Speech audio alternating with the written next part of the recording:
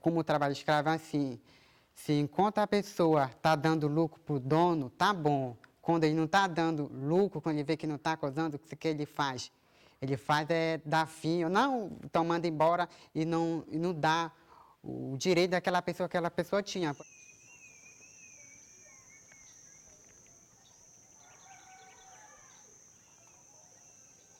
Os pais, eles contam, é como se fosse assim uma história de ninar que eu vejo, porque é, os filhos, como é uma história verdadeira, então ela é muito mais assim forte, né?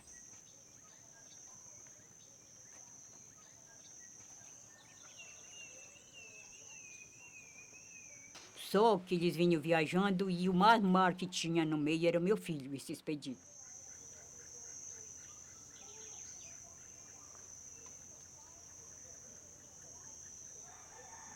Que a gente, o resto não faz nem caso. Parece que assim já até esqueceram da história. Só quem sabe, quem lembra mesmo, né, cada família assim. Mas eu acho que pessoas não se ligam muito, não.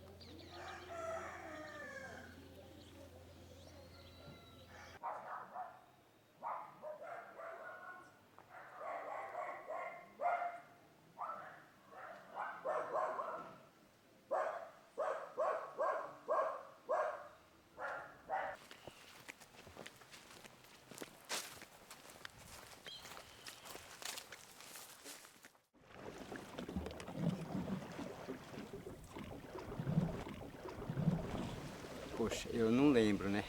Quantos anos eu tinha na época. Tem parte que eu lembro com detalhe, parte que eu não lembro bem. O gato que chamo, eu fiz o bonito aqui dizendo que a gente ia trabalhar um mês para vir embora. Tudo com grana já, né? A gente não sabia o que ia acontecer com a gente, por isso que a gente foi.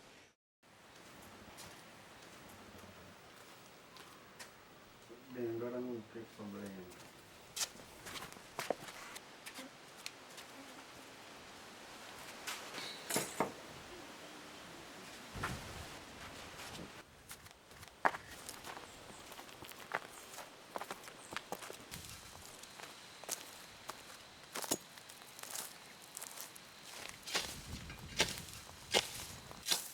Ele chegou dizendo que tinha muito serviço, quem quisesse trabalhar para ganhar um dinheiro, a direção era Capim, 2 horas de viagem de barco, tinha campo de aviação, tinha futebol, completou tudo, né? Em vez de ser 2 horas de viagem, foi 8 dias de viagem e 8 noites, todo o tempo para cima. Aí que nós começamos a cismar que nós estava com algum problema. Mas não tinha mais jeito, né? Nós não podíamos voltar mesmo. Era muito peão que ia dentro do barco. E ia muito pistoleiro também. De um certo tempo de viagem, eles começaram a aparecer. Acho que eles iam no porão. Talvez entregue para os homens mesmo, não tinha jeito. Vamos embora. A gente chegou lá e começamos a trabalhar em derruba. Roçar pau fino, brocar primeiro, como dizem, né? Brocar tudo por debaixo para depois derrubar os pau mais grossos. A gente fez isso que era o começo da fazenda, que estava em começo ainda, a derruba estava em começo da fazenda. Aí não tinha condição. Quem roçava era bom, né? só ia brocando. A mata era virgem, mata virgem, só um pau grande. Quem trabalhava no machado não tinha condição, não ia aguentar. O cara passava o dia inteiro para derrubar um pau, né?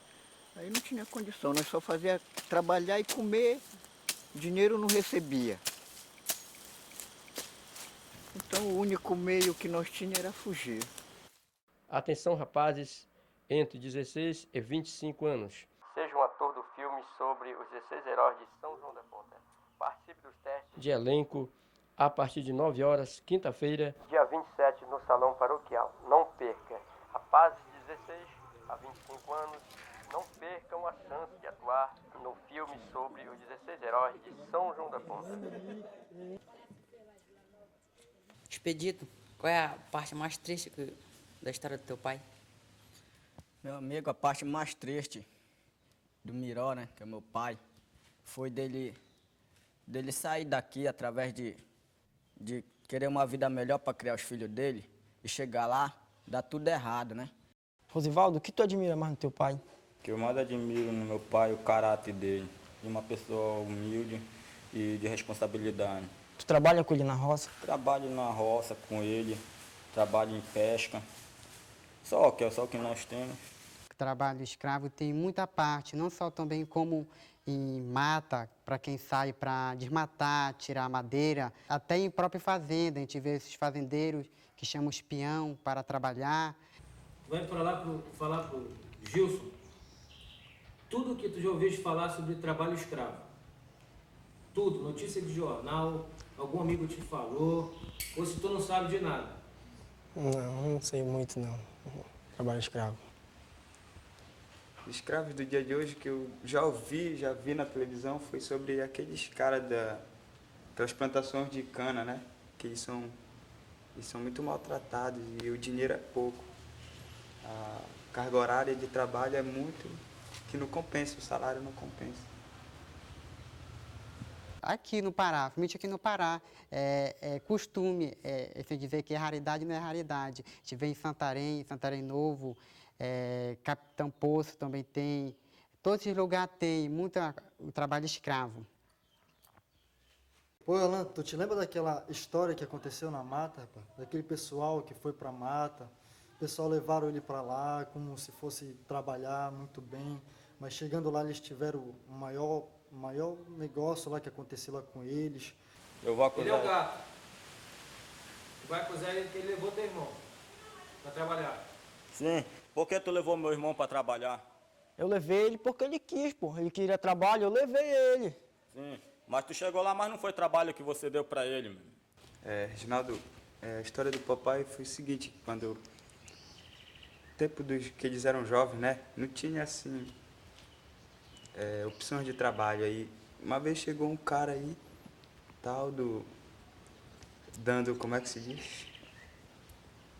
Uma opção de trabalho e levou eles para um lugar praticamente só de ida. Aí foi o jeito deles fugirem de lá, eles vieram andando, se eu não me engano, eles vieram seguindo um rio, sabe? Vieram seguindo um rio porque eles estavam trabalhando forçado, sabe? O trabalho lá que eles estavam fazendo era forçado, então eles estavam trabalhando muito, não estavam ganhando nada. Então eles resolveram fugir, então o que eles fizeram? Eles pegaram, entraram na mata, fugiram por esse rio e no desespero, né, foram. Aconteceu mesmo comigo, porque quando eu trabalhava com o seu filho numa fazenda, ele não me pagava o que eu merecia. Então, quer dizer que ainda tem muito, até hoje, até no nosso lugarzinho, ainda tem trabalho escravo, desumano com os outros. Eu tentei mudar a vida dele, mas ele que não quis trabalhar, isso é ele que fugiu, não tenho culpa. Não tenho. Se fosse para trabalhar, ele teria estar trabalhando lá, porque ele não é vagabundo, meu irmão. E tu tem que respeitar a cara de macho e tal, velho. Passei um ano lá, saí com uma mão na frente e outra atrás, porque ele não me deu nada. E ainda para completar, eu era menor de idade. Quando a pessoa não tem saber, a pessoa não tem conhecimento, o que acontece? Eles aproveitam da situação da gente, porque a pessoa não tem procurar um advogado, tu não vai conseguir, a primeira coisa que ele diz, porque eu posso, tu não pode, né? Aí fica fazendo para aquela pessoa não ir procurar os seus direitos, entendeu? Ele não me fala, assim, ele não consegue, sabe, contar, ele não consegue falar. Talvez pela emoção, né, que é muita emoção, os amigos dele morreram. Alguns morreram na mata.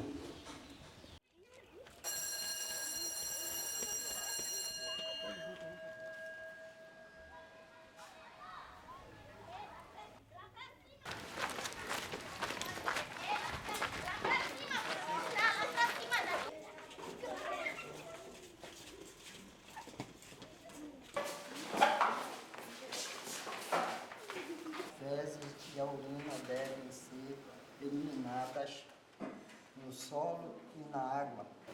Já comentou aí na sala com eles, já falei para eles. Por isso que eles estavam sabendo dessa história. Quando nós chegamos na fazenda, nós fomos entregues para um senhor lá, tomou de conta e nós levou para a cantina e disse, olha, essa aqui é a cantina onde vocês vão fazer a despesa de vocês. Aí tudo bem, nós fomos para lá, fizemos a despesa da gente.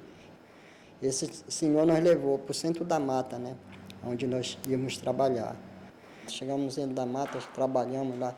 Aqui, umas 3 semanas, aí o Rui chegou com a gente e disse assim, gente, vocês não vão dar conta do trabalho lá, que o trabalho é muito pesado para vocês são todos novos, vocês não vão dar conta. O dinheiro que nós vamos ganhar aqui é só para pagar a despesa que nós estamos fazendo aí. Aí o que é que nós vamos fazer agora? Aí o pessoal de Bragança aí vão fugir, então vamos aproveitar, vamos fugir com eles. Aí tudo bem, aí acertaram lá, quando foi 6 horas da manhã nós fugimos junto com esse pessoal de Bragança. Eles deram a ideia para nós que com 2 dias a gente varava destino a Marabá. Aí nós, bem, com 2 dias de viagem, porra, estamos eleitos, né? Nós vamos varar. Aí peguemos um farco de jabá, umas 2 caixas de fósforo, um pouco de farinha, que desse só para a gente pegar o boião, né? Aí quando, completando 2 dias, nós fomos acabando aquela despesa. E nós vamos varar, daqui para tarde nós vara, que nada. Tinha dias que nós varávamos no mesmo lugar. Só que tive uns da nossa turma que não queria fugir, sabe? Só fugiu porque não ia ficar sozinho no barraco, né? Poderia morrer lá ou alguém aparecer lá e matar ele, né?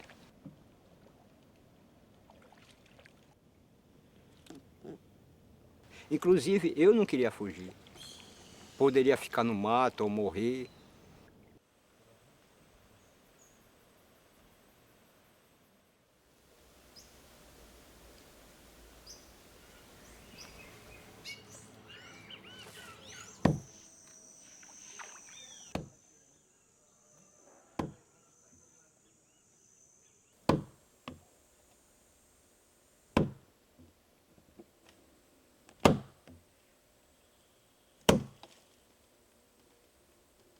Rui ficou como sendo o nosso chefe lá, né? Nós fugimos, que foi que nós viemos embora quando nós chegamos na mata, né? Aí quando chegamos na mata, isso assim bem. Aí começamos a desentender a galera, né? Rapaz, essa divisão foi através do moço. Ele se aborreceu lá, ele tinha a cabeça muito quente, sabe? Ele queria até matar um nosso lá. Brabo ele, brabo. Aí nós pegamos ele, ainda saiu uma confusão, nós brigamos com ele assim, brigando assim para ele não fazer nada, sabe? Segurando ele. Aí dessa hora ele perguntou quem era que queria acompanhar ele. Aí nós repartimos, né? Aí uma turma seguiu e outra turma marcaram outro rumo, né? Eles seguiram o sol e nós seguimos a imagem do rio, que foi para nós varar no braço certo. Aí foi 7 para eles e 9 para o Rui. O Rui sempre falava isso para nós, né? Que não era para nós se separar, ficar todo o tempo junto. Se já nós chegamos, já entramos numa cilada junto, então tinha que sair junto, né? Então eu considero ele como um líder da galera, né? Tudinho. Do que vieram com ele, todos se safaram. Agora dos 7, o resto 4 morreram, né?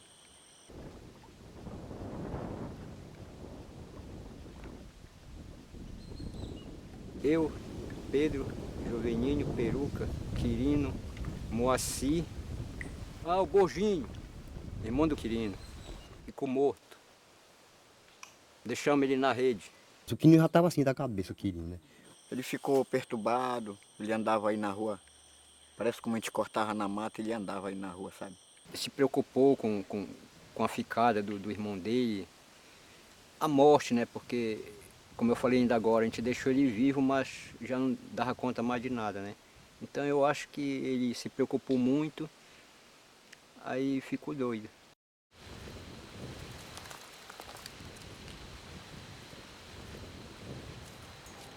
Entendeu?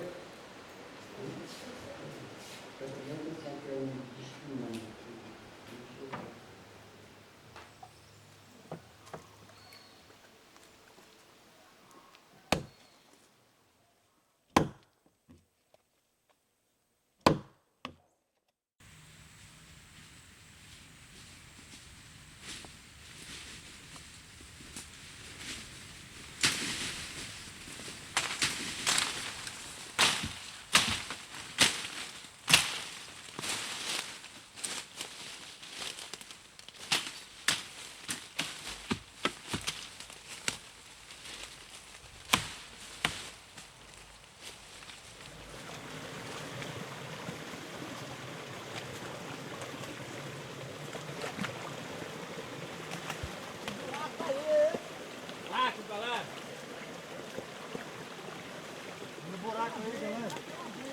7 horas da manhã, saía, a gente estava hospedado, aí viajava. Quando era 5 horas, a gente alojava no tronco de uma árvore de novo, aí ficava lá, né? Aí nós passamos 10 dias andando, não conseguimos encontrar a estrada. O rio ajudou muito a gente, né? O sol, porque nós tínhamos a base pelo sol e pelo rio. A nossa caminhada era beirando o rio, né? Onde a gente encontrava a água, a gente beirava. Aí vê que não dava muito, devido a muito espinho no mato mesmo, muita taboca, né? Muita taboca. Então no tabocal, a gente não tinha como vencer o tabocal. Aí tinha que tirar mais ou menos assim um rumo para poder atravessar. Isso foi a nossa rota mesmo, nosso trabalho para poder chegar onde nós chegamos.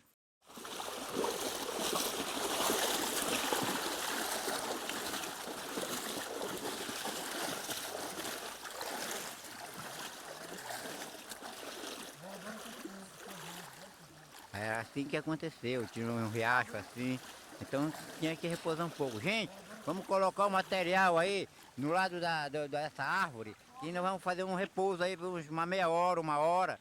Aí depois a gente prossegue a viagem, certo? A bagagem de vocês pode ficar no local aí agrupada um pé do outro e vocês tomarem um banho para refrescar mais um pouco. Bora lá, vamos tomar um banho para a gente poder prosseguir a viagem. Tão suado, tão cansado.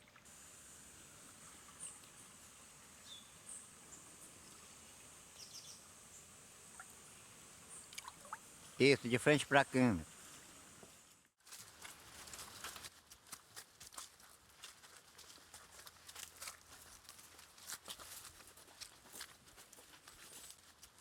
Olha, gente, isso aqui é uma trilha, caminho de índio. Tem cuidado aí, que pode ter algum índio aí pelo mato, aí vai dar problema pro nosso lado. Não pode, todo cuidado é pouco. Cada um com a sua arma na mão. Quem tiver faca, se prepare. Quem tiver a espingarda, se prepare. Quem viaja no mato tem que andar preparado para qualquer tipo de ação. Tem muito bicho feroz, muita cobra. Temos que estar preparados. Falar, tem que conversar com a galera. Qualquer movimento. Aí, a fruta que a gente encontrar, a gente prova. Se ela não for áspera, a gente come. Se for áspera, joga fora, que é veneno. Se tiver, vai dividindo. Certo. Se tiver, vai dividindo. Dá um pedaço aí.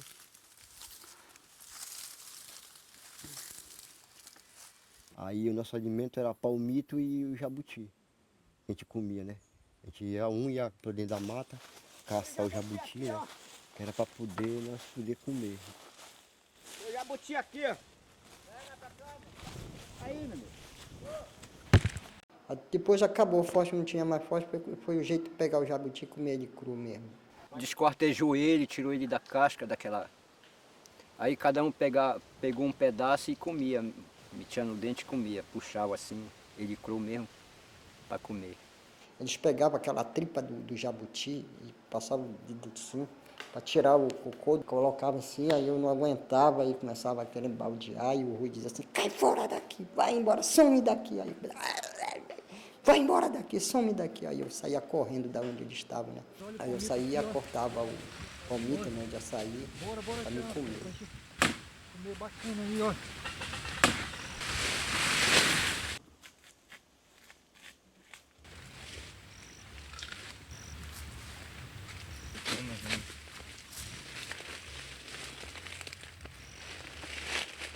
com sede que a gente estava, né? Cortava, achava aquele cipó, aí cortava o cipó e pendurava ele assim na boca. Querem mais? Aí bebia aquela água que escorria do cipó, né? A água do cipó. Deus criou a natureza com tudo que o homem precisa, então vamos procurar. Nós estamos fracos, mas não vamos conseguir. Força, temos fé em Deus. Aqui tem um amigo, muito bom esse daqui. A filmagem tem que ver até a mim, porque eu que estou procurando. Faz de conta que eu estou prestando socorro para eles. Olha, isso aqui pode beber. Não é assim, compadre, que a gente fazia lá? Ficava 3, 4 e o outro ia buscar para dar para os colegas. Esse que é a cena verdadeira, essa mesmo. É muito fraco. Vai ter que ver um claro, a gente vai ter que ir atrás desse claro, uma estrada pra gente conseguir varar. Não sei se vou aguentar muito tempo caminhar mais. Ninguém vai ficar, todo mundo vai ter que ir. Tenha fé em Deus, meu amigo. Você tem fé? Então pronto. Segure na mão de Deus. Muito bicho, carapanã. A união faz a força, a gente unido, a gente vence. Certeza.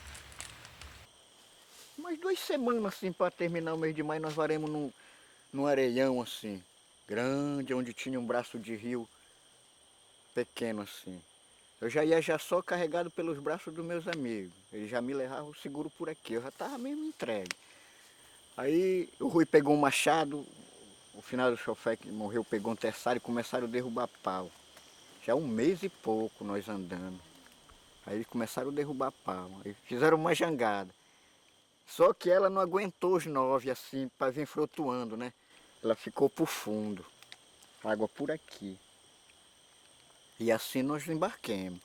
Não é bom cortar uma vara, compadre, uma vara comprida assim para fazer a história? Só 2 varas, vara fina mesmo, não precisa ser comprida. Vara fina mesmo. Aproveite esse pó mesmo para amarrar. Isso. É. Ó. Vai uns 5 aí no meio, ela vai embora. Isso, ela vai mais ainda. Aquela que nós vínhamos, ela vinha aqui, ó. Daqui pra cá nós éramos gente, pra baixo era só água. Fazer o teste logo, fazer o teste. Subindo igual, subindo igual. Pode subir igual nela. Não, pode levar pra lá mesmo, pro fundo, pro fundo. Pode levar pro fundo ela. Fica sentado. Sentado, sentado mesmo, é. Todo mundo sério, todo mundo sério. Era, isso mesmo. Assim que nós viajávamos assim, ó. Assim que nós viajamos nela, ó. Com água pura aí, como tá aí, ó. Foi um exemplo mesmo aí, ó. Todo mundo remando, todo mundo movimentando o braço. Isso, todo mundo movimentando. Isso é uma jornada. Só tem que, com 3 dias de viagem, que nós estávamos viajando, ela segurou no fundo, numa ramagem de pau, e o galho do pau puxou a jangada e ela conseguiu virar. Aí foi a perda do material novo, aí foi a perda mesmo direto. Eu perdi rede, perdi tudo. Pode falar, Descansar um pouco, né? Estou cansado. Cansado, Dá uma parada, não tem fome, não tem nada. Em frente. Seguir em frente para ver se a gente chega em algum lugar que tem nada. Estamos fracos. Vocês têm coragem de comer alguma coisa crua? Sim. Tem. Tem coisa que aparecer, procurar, ganhar bem e procurar. Procurar na mata agora, todo mundo. Vamos pra beira, vamos pra beira. De que tudo que está acontecendo entre nós. Com sede, fome, cansado. Mas ninguém pode desistir. Ali uma fruta ali, ó, bora apanhar para comer, ó. Comer essa fruta. E uma fruta ali, ó. É bom.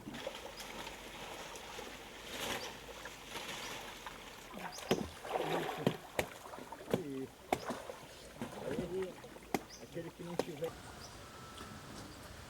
Estamos fracos, mas a gente está com cego. Aí desce. Não pode perder a fé. Tem que ter fé no. As últimas que morrem. Com certeza. Eu mesmo, eu tinha a minha rede, eu armava a rede. Quando chegava à noite, que a gente parava de andar, eu armava a rede e me deitava para dormir. Mas não era uma dormida tranquila. Porque a gente tinha medo de bicho feroz. Outras coisas, né? Negócio de índio, que falava que para lá tinha índio. Cobra perigosa.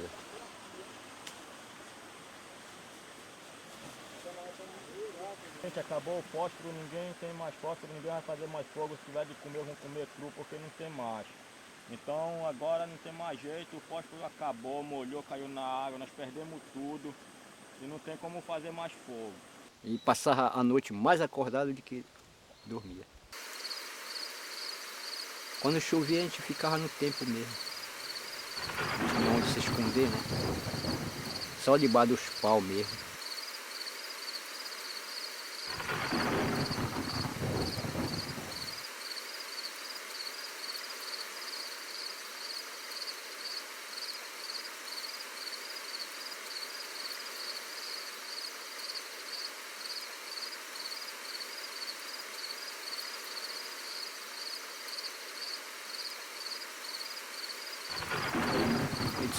Só enxergava, só via assim um outro quando batia o claro do relâmpago por cima, né?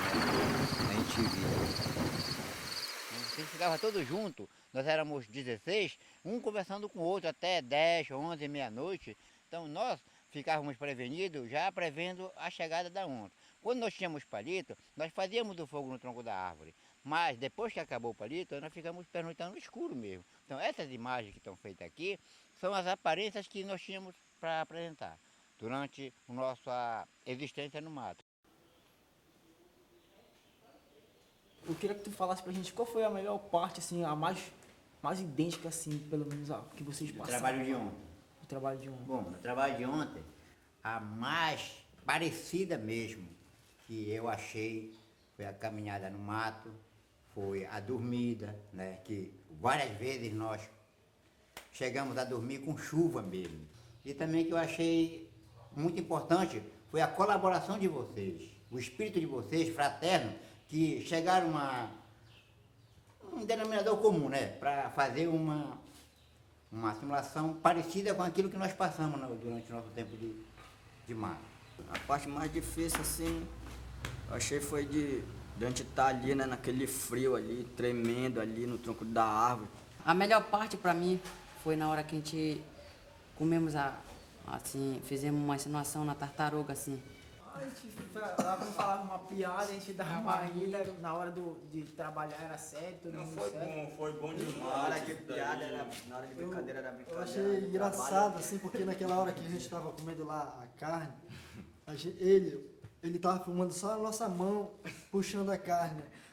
Aí quando eu olhei para ele, ele já estava com a carne na boca, ainda não era para meter na boca, era só para tirar com a mão.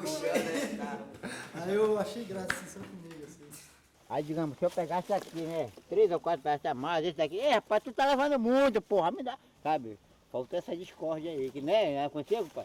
A gente tava comendo, eu me chamo, não, esse aqui é meu, sabe? Aí puxava. Obrigado. Não, foi maneiro, foi bem divertido, foi engraçado também foi naquela hora lá que chegou em Gafoda, ele encheu a boca de Gafoda.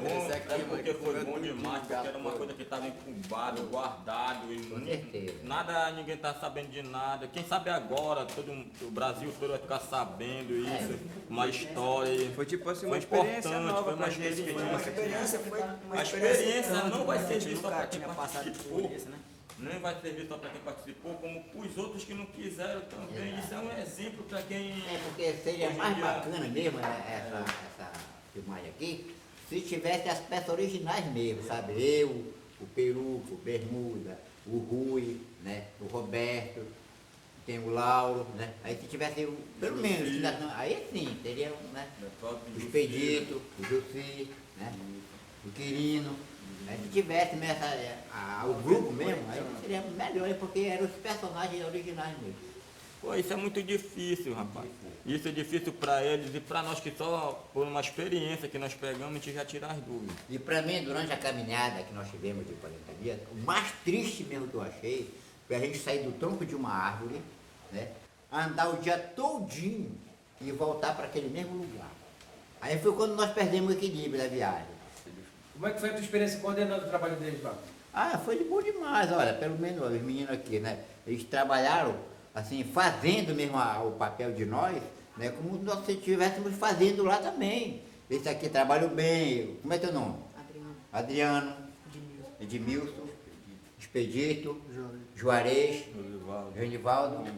Pois é, então, vocês fizeram o que nós fizemos também com o mato. Caminharam, né? Cortaram, né? Fizeram acampamento, se agruparam, tudo isso nós fizemos no mato. Assim, na tua memória que tu acha, qual foi a parte mais difícil da jornada de vocês? A mais difícil foi andar pelo tabocal. Por quê? Romper um tabocal de 1 quilômetro mais ou menos de espaço, assim, de tamanho. Suportar ferroada de bicho, espinho de aquele murumuru, né? Um espinho brabo que tem mesmo feroz. Suportamos tudo isso, descalço como a gente estava. Silvino, quando tu assiste na televisão, assim, por exemplo, um trabalho escravo, tu liga esse trabalho que eles estão vivendo naquele momento com o que vocês passaram? Não, mas agora, na época atual, o trabalho escravo é mais maneiro. Lá não, eles sacrificavam mesmo, sabe? O trabalho escravo aqui naquela época era a pessoa trabalhar sem ter o dinheiro para pegar. Né? Não, mas hoje ainda existe ainda isso. Existe. Sim. E o Pará tem mais desse tipo de caso. O Pará é o estado que tem mais esse tipo de caso. Existe tanto no Brasil esse tipo de caso que eu acho que através dessa história aqui, desse coisa que nós estamos fazendo, vai alertar muitas pessoas que estão passando por isso. Vocês não foram o primeiro e nem foram o último dessa história, entendeu? Antes de vocês já existia isso, já tinha homens assim vivendo. Tinha gente enterrada, nós encontramos no meio do mato, encontramos cruzes feitas assim com pau a pique mesmo, sabe? Fizemos, olha, aqui foi morto um. Pois é. Lá passando assim umas 3 ou 4 horas outro, nós encontramos umas 5 cruzes no mato. E hoje ainda continua tendo isso, infelizmente. E nós esperamos através disso, né, alertar outras pessoas. Teve gente que recebia o dinheiro, viajava, quando chegava lá no meio da viagem, matava, trazia o dinheiro pro cara de novo, patrão. Os fazendeiros são os que têm mais terra, né? Eles têm tantas hectares de terra aí, por isso que hoje no Brasil não acaba a escravidão por causa de terra. E esses pessoal não têm condições de trabalhar nas suas próprias terras. A gente sabe que o Pará é grande e está cheio de trabalhadores trabalhando escravizados, né? Então a mídia, ela leva isso para as pessoas, passa na televisão, passa no jornal, vem uma notícia no rádio, disso, aquilo, outro. Olha o que vocês estão fazendo aqui com a gente, né? Porque está acontecendo. Muitas pessoas aí fora não sabiam dessa história que aconteceu com eles e agora vão saber. Para que os fazendeiros sejam fiscalizados, isso aí depende também do governo federal colocar mais gente no campo para fiscalizar esse tipo de trabalho. Porque os fazendeiros querem saber de fazer o lado deles, meu irmão. O que eles fazem? Colocar gente para trabalhar, mas não querem pagar um salário que compense o trabalhador. Eles não querem dar R$500, R$600 para o trabalhador. O que eles querem fazer? Dar aquele salário mínimo, daquele que o trabalhador fez que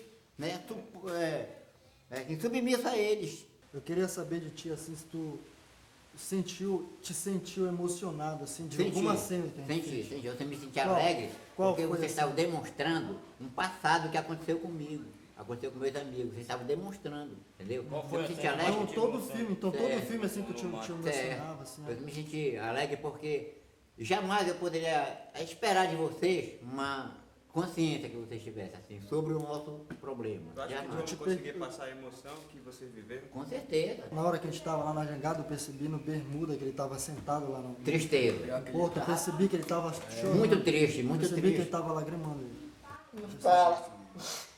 Não, essa é uma cena dessa aí, eu acho que mexe com todo mundo. Não só com quem passou, como com nós tudo, porque... Assim, realmente a história deles que foi mais sofrida, assim, quem tem filho, principalmente quando a caiaca virou que perdi tudo que eu tinha. Isso aí é uma vida muito rara, assim, sei lá, isso daí. Atenção, participe do filme sobre os 16 heróis de São João da Ponta. Venha contar o que você sabe sobre a história desses homens de coragem. Podem participar pessoas de todas as idades.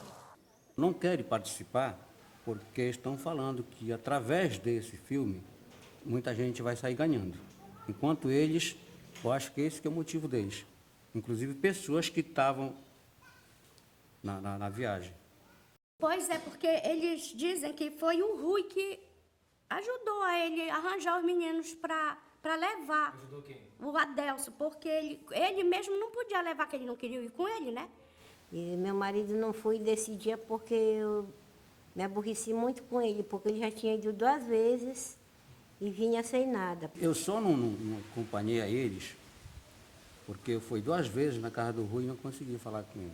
A gente tem precisão, porque A gente tem trabalho aqui, a gente não evadiu, mas o nosso serviço sempre foi cansativo, de roça, não tinha muita saída da farinha, a gente fazia uma lata, vendia, um bocado de criança, aí queria ir para ver se ganhava mais lá fora, aí era pior. Aí nessa noite o meu pai não queria que ele fosse, mas ele só foi porque já foi o Rui que convidou, né? Que esse outro cidadão que era Adelso, que hoje ele já é falecido, ele também já tinha feito a mesma coisa com outros que foram para o Jari. O senhor Adelso chegou aqui aí, dizendo que era para a gente fazer um trabalho para o Jari. Foi em 1984. Passei 4 meses sem receber um centavo. Só a mesma comida e olhe lá. Então, na época de 66, ele veio aqui e nós arranjamos 35 pessoas. Então, o primeiro que ele pegou foi nós. Levou para Jari, pegou todo o dinheiro da empreitada, só que lá nós trabalhamos, pagamos a dívida, recuperamos o dinheiro já novamente para viajar, para nós vir para cá. Eu cheguei a carregar 2 cadáveres de lá da serra para baixo. Os peões se brigavam lá por cima e nós tínhamos que trazer de volta, porque a gente não era mais do que ninguém lá, nós éramos ninguém nessa época, né? Depois eu resolvi ir embora, fugir de lá. Essa virada, conversando com o Rui, aí ele me disse assim, primo, bora dar uma volta no capim com a Adelso. Eu digo, não vou mais. De lá dessa eu já saí, meu irmão. Tu quer ir, vai, mas não é boa coisa, esse cara não presta. Aí depois começou a chegar notícias do que eles estavam passando nessa mata. Já tinham sido vendidos para lá. E aí você já viu o desespero da família, né? Nesse tempo era a rádio que tinha. Nós não tinha rádio, era pelas casas por aí tinha rádio. Deu muita rádio que o pessoal que foram daqui estão tudo perdido na mata. Fugiram de lá e estão tudo perdido. Minha Nossa Senhora. E todo mundo se pegava com Deus para eles chegarem, para vir embora. Só não tivemos a sorte dos outros, né?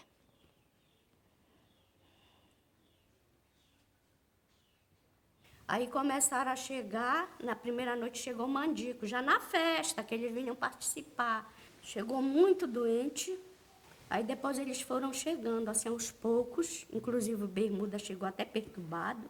Teve um outro que chegou perturbado, o Quirino também.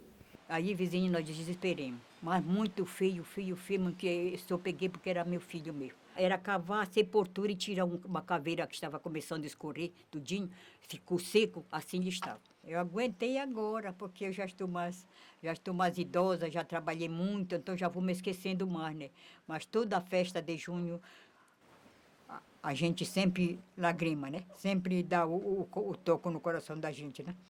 E eles ficaram, não chegaram até hoje, né? O meu irmão não veio também. Eram 4 que ficaram. O senhor foi lá na casa do Jovininho? Não, senhora. Não? Porque a Cecília, que é a irmã dele, não veio ele, não veio o Pedro, não veio o Borginho e também o Moacir. Eles foram em abril, eles pretendiam voltar em junho, pela época da festa, de São João. Aí meu pai vendia garapa, sabe? Aí ia embora para lá para o Arraial, aí ele soube que o pessoal tinha chegado e ele não tinha vindo, tinha se perdido. Que eles falaram que eles tinham se perdido. Aí foi pro desespero dele. Aí com isso, ele entrou em depressão. Aí deu derrame nele. Aí quando foi em dezembro do mesmo ano que meu irmão tinha saído, a gente perdeu meu pai. Então quer dizer, foi 2 percas só num ano, meu irmão e o meu pai. Ele era muito trabalhador, né? Era quem ajudava meu pai na roça, né? E depois a minha mãe faleceu.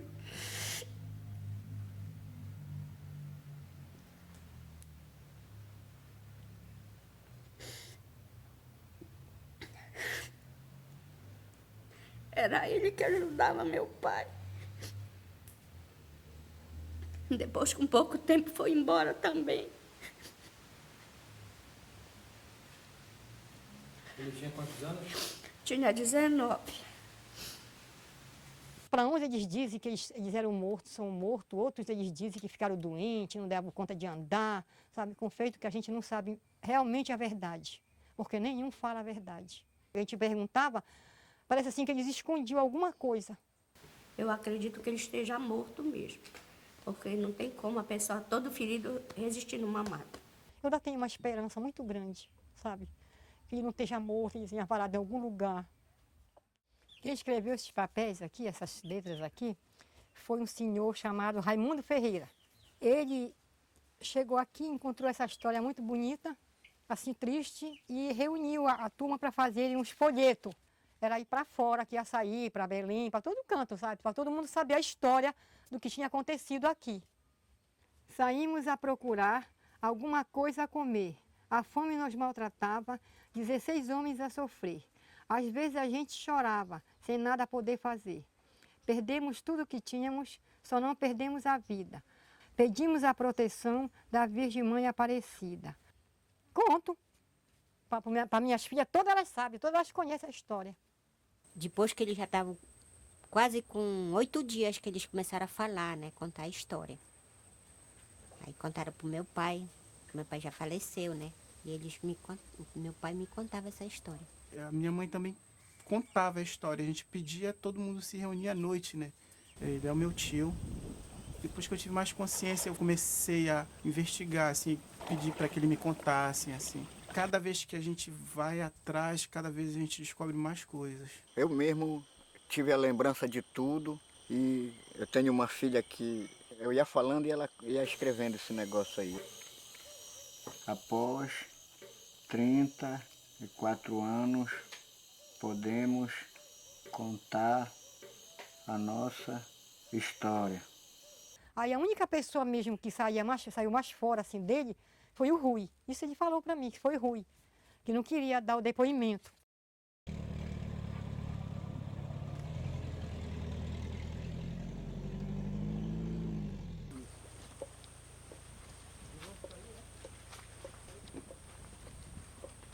Olha, a aproximação dessa determinada pessoa, o nome da pessoa era Delcio, essa pessoa que chamava o do gato, né? Eu vinha viajando de Belém a São João da Ponta e sentou do meu lado. Aí ele disse que tinha um trabalho muito bom para mim ganhar bastante dinheiro, mas dependia de eu também convidar uns amigos, que ele sabia que tinha uma influência nesse tempo com a juventude, sempre uma pessoa muito bem relacionada. Aí passei a convidar exatamente essas pessoas e consegui arrumar 16 pessoas comigo. Aí ele disse, não, até não precisa você levar rede, essas coisas que lá eu vou arrumar um hotel para você ficar e você vai tomar conta de uma cantina e do pessoal.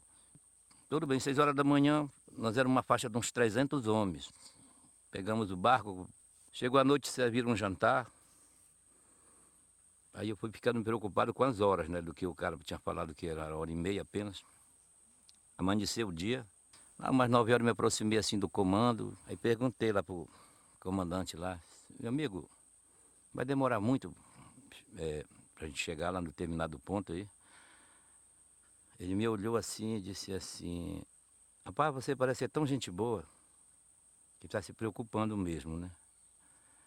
E você já se meteu numa camisa de 11 varas? Eu disse, rapaz, eu já vi os mais velhos falarem, né? Meu avô e tal. Então você vai vestido numa camisa de 11 varas. Eu disse, por quê? Ele disse, porque essa viagem aqui ela vai ser 5 dias e 5 noites. Eu vou te falar a verdade, eu trabalho há 3 anos nesse barco, conduzindo peão aí para o Alto Capim, para essa fazenda. E o retorno de lá, meu amigo, é quando a cobra bate, quando pega uma malária, quando o pau bate, e eles estão cuidando da pessoa para que a parentada não venha descobrir que isso está acontecendo. Ele disse, você quer voltar? Eu disse, mas tem condições de eu voltar, eu e os companheiros que eu estou levando? Ele disse, não, é só você mesmo. Eu disse, não, meu amigo, se for para mim voltar e deixar meus amigos aí, então eu prefiro ficar e ver o final da história aí. Porque se eu voltar e aparecer lá no meu lugar, quem vai ser a pessoa que diz e até já falavam nisso, né? Fulano vendeu tanto, fulano vendeu tanto. Aí quem vai ficar envolvido nessa questão sou eu. Vão dizer que eu peguei também os meus amigos, meus parentes aí, num lugar pequeno, quase só uma família, e que eu fui também, estou vendendo também, as pessoas, sou também um traficante de pessoas aí para esse trabalho aí. Ele disse, não está certo. Olha, meu irmão, para acabar isso aí, tá meio difícil porque o que tem de policial andando por aí para ver se contorna essas coisas, mas é difícil. O fazendeiro não vai preso porque ele tem dinheiro, né? Paga. Aí, como é que fica isso se não tem lei para eles? Esse serviço escravo, meu amigo, mas ainda vou te dizer uma coisa. Vinha das grandes autoridades. Eu diria que recompensasse meus tempos perdidos, meu sacrifício, a minha vida que se passou, porque eu fui fazer minha aventura para minha melhora com a minha família, mas... Botar o fazendeiro na cadeia, que era para ele não abusar da boa fé dos outros. Eu acho de acordo a pessoa ficar no seu lugar, não sair daqui para ir trabalhar para fazendeiro nenhum, porque só pega desse desaforo. Eu vejo aí também que... Então sempre eu procurei trabalhar, sempre eu tenho umas pessoas trabalhando comigo, que é exatamente para ajudar esse tipo de pessoas que não saiam mais do seu município para esse tipo de trabalho. E a prefeitura aqui ainda não beneficiou ninguém para dizer assim, eu vou ajudar na agricultura. Eu acredito que vocês estão trazendo uma esperança, tá? Que o governo federal, que o governo estadual pense de outra maneira com esses municípios, porque não aconteceu só em São João da Ponta isso não. Como tinha os 18 de Bragança, como tinha tantos do Maranhão. Quando a gente parou no Rio Capim, toda a felicidade foi o seguinte, passa um barco lá, aí nós trouxe até em Santana, do Capim. De lá o grupo começou a se dividir. E meus colegas foram se distribuindo, porque ninguém podia ficar agrupado só no local. Eu passei mais ou menos umas 2 semanas lá com a minha tia, depois ela me trouxe para cá. Quando nós chegamos aqui, já foi aquela festa, nós já estávamos quase todos aqui. Né? Isso já era no dia 24 de junho.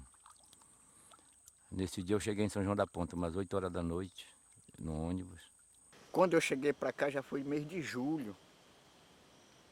Para cá, porque eu fiquei em Belém me tratando. E esta outra turma virou as horas de um barco, correram e pegaram o barco. Só os 3, Peruca, Quirino e Bermuda. E o meu cunhado e mais os 2 rapazinhos, o outro, o Bojinho, já tinha morrido, irmão do Quirino. Eu acredito que ele tornou dizer o seguinte, olha, quem quiser me acompanhar é para cá, porque desse dia nunca mais ninguém viu eles, né? Os 3.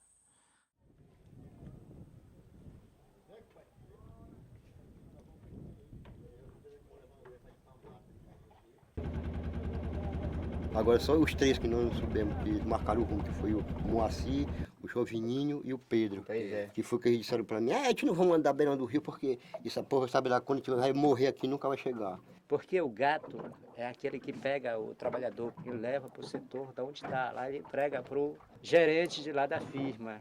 Depois que nós chegamos para cá, nós nunca se juntamos assim para fazer uma bancada e bater o papo, sobre o nosso passado, né? Nosso passado nós nunca fizemos isso não. Agora, como eu digo, o final do Bojinho, porque não tinha mais jeito, né? Já amanhecia inchado, já caía. Tinha mais força de andar, tinha mais de fraco. Fala para mim, gente, olha, de fraco. É um caso realmente que daqui nem passo mais. Eu praticamente já estou morto. Esses aqui já estavam gritando para mim, bora, deixa que ele já está morto. Era ou não era? Bora, deixa que ele já está morto, bora caminhar, bora, querido, bora. Aí nessas alturas, o meu irmão agarrou e disse, mano, acompanhe 2 amigos, tu tá mais forte que eu. Leva esta navalha e leva essa tesoura. O dia que, se tu tiver a dita de chegar em casa, aí tu entrega para minha mulher e conta o que nós passamos, que daqui o teu irmão não tem coragem de dar mais um passo, está morto praticamente. Eu sei que tu tá mais forte que eu. Acompanhe os teus amigos. Que daqui praticamente eu já estou finado. Já tinha mais idade, já tinha tido problemas com eu, já tinha tido problema antes de cabeça, né? Então quando eu voltei de lá, aí foi o mesmo problema. Aqui em meu lugar todos me chamavam de doido. Fala doido, ei doido. Quando eu cheguei em Belém, eu já via meio problemático da cabeça. Já estava assim da cabeça. Eu não liguei para mais ninguém, ficou Bermuda, ficou Peru. Eu sei que eu cheguei na casa da minha irmã. De lá eu fui transferido para onde? Pro pronto-socorro. Aí trabalharam em cima, depois acharam que o meu problema não era a Santa Casa. Me transferiram para casa dos doidos. Aí para lá eu fui, para casa dos doidos. O maquinista falou pro Rui, rapaz, vocês estão metidos numa camisa de 11 varas. Quer dizer, era uma cilada que o cara tava é, vendido. Já estava sem baixada, não tinha mais nada para nós. Era isso que ele queria dizer.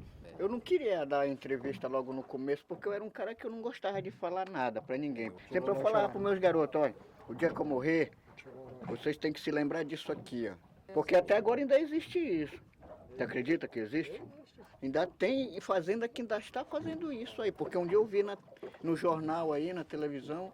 Através disso tudo que está acontecendo entre nós aqui, o que a gente vai ganhar com isso? No mínimo. Só reconhecimento. Eu fui uma pessoa também que eu nunca quis ser entrevistado. Porque se você sofre com sua família, e no momento alguém chega para falar do seu sofrimento, você vai sentir novamente, né? Então, só para ter o reconhecimento, eu acho uma baixaria, né? Mas não adianta realmente a gente parar ou ir para a televisão, porque a televisão ela ensina todo o caminho. Olha, eu não assisto televisão, eu não assisto jornal, eu não assisto nada. O cara com uma televisão em casa, ele está apreciando todo tipo de budismo juntamente do seu filho e da sua filha. Porque ela ensina o bom e ensina o pior, né?